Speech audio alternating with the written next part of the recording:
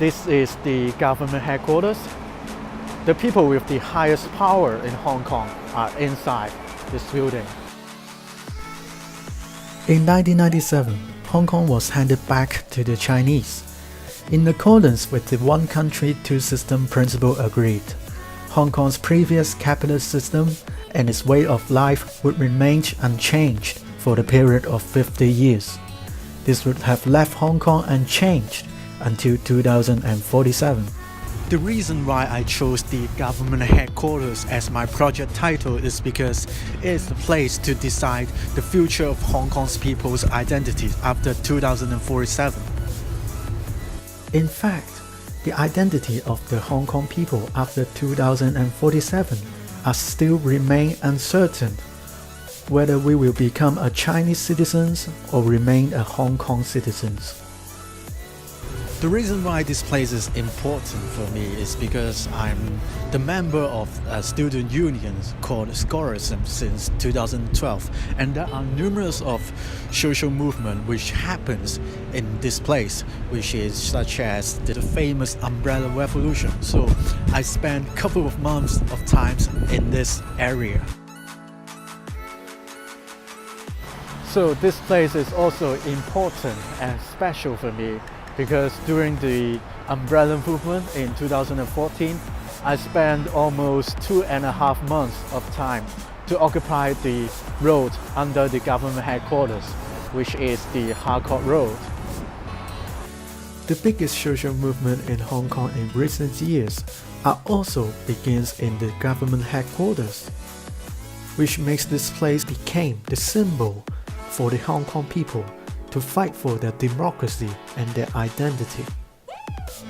A little bit of fun facts about the government headquarters is there are already a place which disappeared from the map and prevented the people to go inside, which is the place behind me, the Civic Square.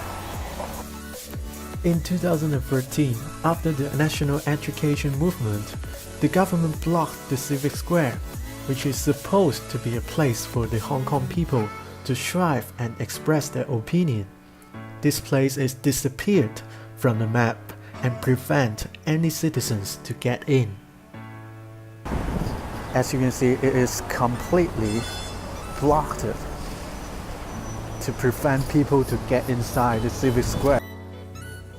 In 2014, the student union Scholarism decided to regain the Civic Square by storming into the square and occupy the area.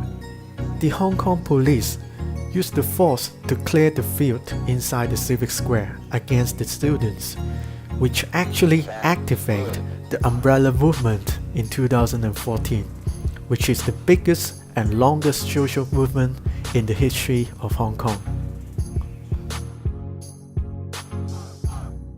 What identity will be the Hong Kong's people after the 2047 is one of the hottest topics in recent years.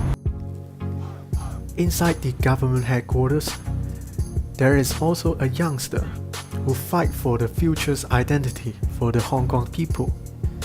I interviewed Joshua Wong, the famous student activist and politician in Hong Kong, to see his opinion about the identity of Hong Kong's people's future after 2047.